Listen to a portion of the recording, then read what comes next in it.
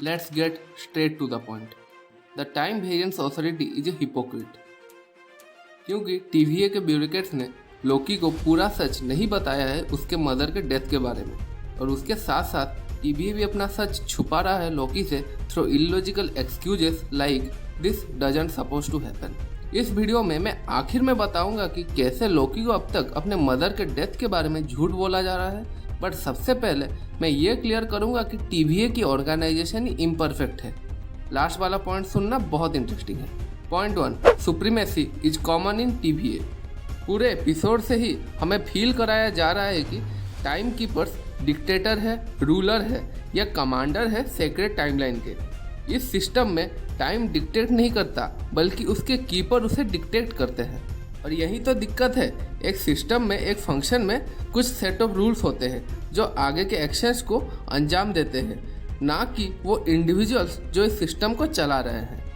Democracy, judiciary जैसे कुछ system भी कुछ सेट ऑफ रूल्स या प्रोटोकॉल्स फॉलो करते हैं, और इसी सेट ऑफ रूल्स के आधार पर उस सिस्टम के लोग एक्शन लेते हैं। एक ट्रायल कोर्ट में लॉ एंड ऑर्डर सुप्रीम होता है, ना कि उसका जज, और यही बात मेरे को सेकंड पॉइंट पे लाता है। पॉइंट नंबर 2, द जज इज नॉट एक्चुअली ए जज। जितना हमें पता चला कि टीवीए में जो भी वेरिएंट्स लाए जाते हैं उन्हें ट्रायल के लिए सीधे पेश किया जाता है, और इस ट्रायल को अंजाम देती है गुगू बेथेरो की कैरेक्टर रेमोना रेंसलेयर। मगर सच्चाई ये है कि रेंसलेयर जज नहीं है, यहाँ टाइम कीपर है, क्योंकि रेंसलेयर उनके कमांड से एक्शन ले रही है। सो यहाँ पे ये कंक्लूड हो जा रहा है कि टीवीए सच में कठपुतलिया है टाइम कीपर के।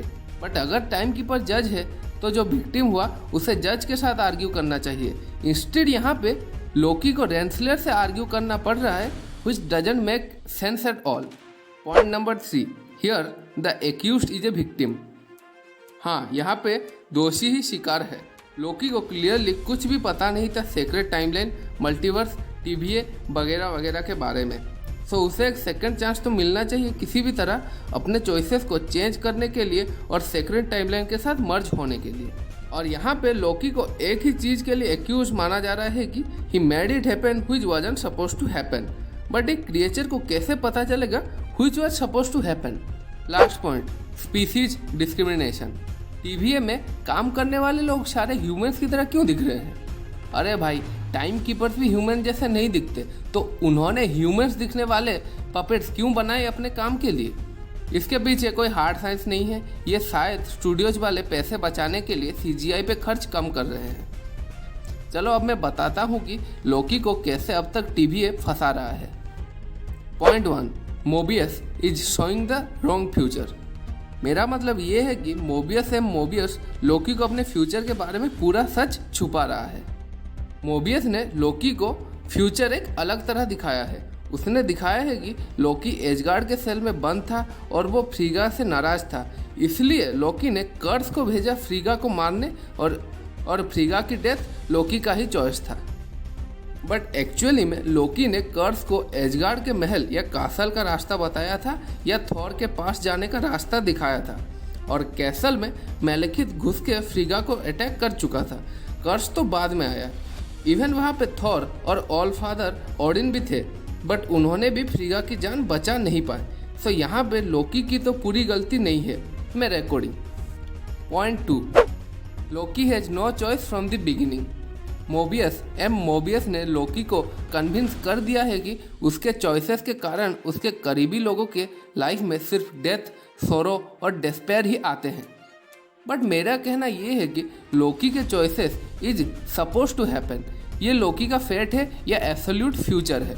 सो अगर लोकी ये चॉइस नहीं भी लेता तो टीवीए वाले श्योर करते कि वो ये चॉइसेस लेते। समझ नहीं पाए? देखो, लोकी अगर कर्स को राइट जाने के वजह लेफ्ट जाने को बोलता तो उसी टाइम वहाँ पे टीवीए टपकते और लोकी को उठा लेते और टाइम को रीसेट कर देते, because this wasn't suppose to happen. So क्या लोकी ने अपने लाइफ में बदलाव या चेंज लाया? नहीं। और ऐसा भी नहीं कि लोकी ने जाने अनजाने में कुछ अच्छे काम भी नहीं किए हैं। अगर वो फिल कॉल्सन को नहीं मारता तो एवेंजर्स उसे एवेंज करने कभी असेंबल ही नहीं होते। बट फिर भी मोबियस लोकी को गिल्टी फील करवा के शायद अपने काम के लिए यूज करेगा, जो कि हमें सीरीज में आगे पता चलेगा। The battle line between good or evil runs through the heart of every man, and you know it well because you are a eager watcher. Signing out, peace.